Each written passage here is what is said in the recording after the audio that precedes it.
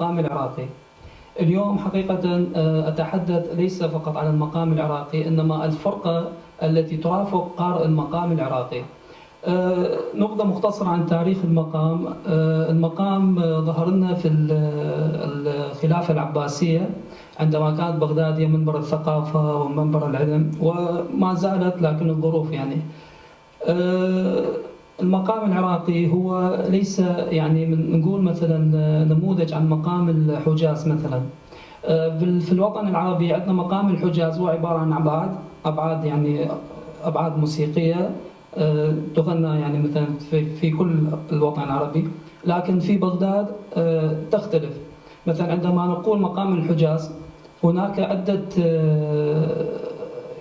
عدة سلالم تظهر عند مقام الحجاز. مثلا عندنا حجاز المدني، حجاز الهمايون، حجاز الديوان، مقام مغنات وليس عبارة عن أبعاد موسيقية. وطبعا أيضا هناك 5 أركان أساسية. تعرفون المحاضرة هي على الشاذلي البغدادي وليس على المقام العراقي، وإن شاء الله المحاضرة القادمة راح نكون محاضرة خاصة فقط للمقام العراقي، بس هاي على شكل مختصر أحب أوضح لكم. المقام العراقي يرتكز على 5 مرتكزات أساسية. هو بداية المقام هو التحرير، يسموه بداية المقام. ثم المرحلة الثانية هي القطع والأوصال. القطع والأوصال الانتقالات النغمية من نغم إلى نغم. بعد ذلك يجي حركة الجلسة. حركة الجلسة يجي إلى استقرار تونيك المقام. بعد ذلك هناك الصيحات يسموها الميانات، الركن الرابع. الميانات أي جوابات هذا المقام. بعد ذلك يجي التسليم. بعد ما ينتهي هذه الأركان ال5 الأساسية اللي يجب قارئ المقام أن يلتزم بهذه الأصول ال5 مرتكزات. يجي بعدها قلنا التسليم، يسلم القارئ المقام. هنا يجي دور فرقة الشاذلي البغدادي اللي هو محاضرتنا لهذا اليوم، فرقة الشاذلي البغدادي. فرقة الشاذلي البغدادي العراقي يتكون من 5 عازفين، هما الصنطور، آلة الصنطور، وآلة الجوزة، وآلة الطبلة، والرق، والنقارة. آلة النقارة أكيد ما أعرف تعرفوها لو لا، عبارة عن مثل احنا نسميه طاسات 2 ومغطاة بجلد البعير، فيعزف عليها على مضارب 2 من مضارب الخشب، هاي يسموها النقارة.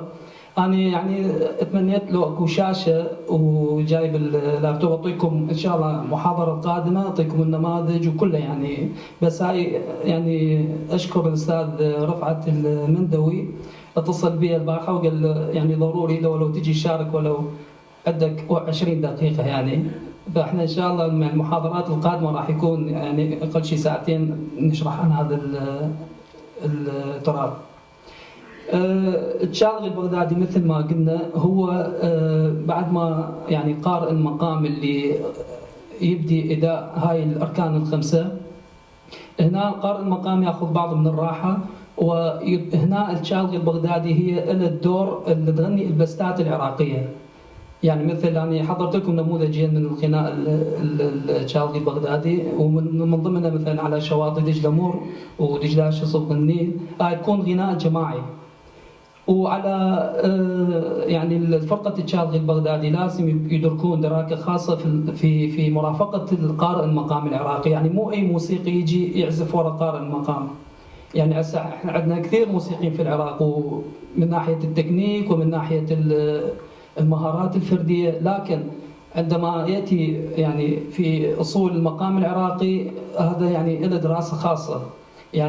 مثل ما قلنا مثلا من يدخل في مثلا مقام الهمايون مثلا بالتقاسيم، مثلا أمان أمان أمان أمان أمان بابي جان جان دينادي بابي.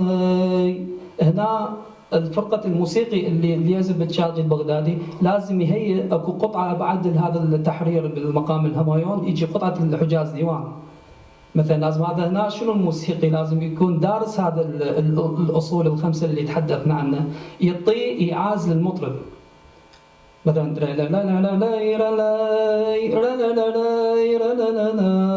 هذا قطعة الحجاز ديوان اللي داخل في ضمن مقام الهمايون. فهذا ان شاء الله مثل ما قلت لكم يجي الوقت الكافي انا اشرح لكم اياه بالصوره والصوت. هذا راح يكون يعني اقدر اوصل لكم هاي الفكره عن النشاذلي وعن المقام.